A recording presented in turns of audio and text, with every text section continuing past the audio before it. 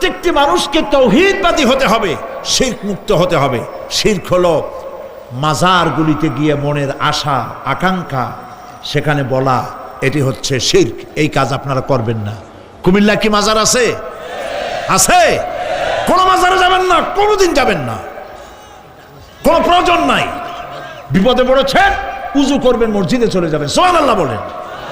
মসজিদে গিয়ে 2 রাকাত কাজায়ে হাজতের নামাজ পড়বেন, আল্লাহর কাছে কাঁদবেন। মাজারে যিনি শুয়ে আছেন বিশ্বাস করেন, কোরআন শরীফ আমার সামনে, বিশ্বাস করুন, যিনি কবরে শুয়ে আছেন আপনাকে 4 পয়সার উপকার করতে পারবে না। মাঝখানে আপনি শিরকের গুনাহ নিয়ে আল্লাহর দরবারে হাজির হবেন। মাজারে টাকা দিবেন না, পয়সা দিবেন না, মানত করবেন না। মাজার একটা ব্যবসা। মাজার আজকাল কি?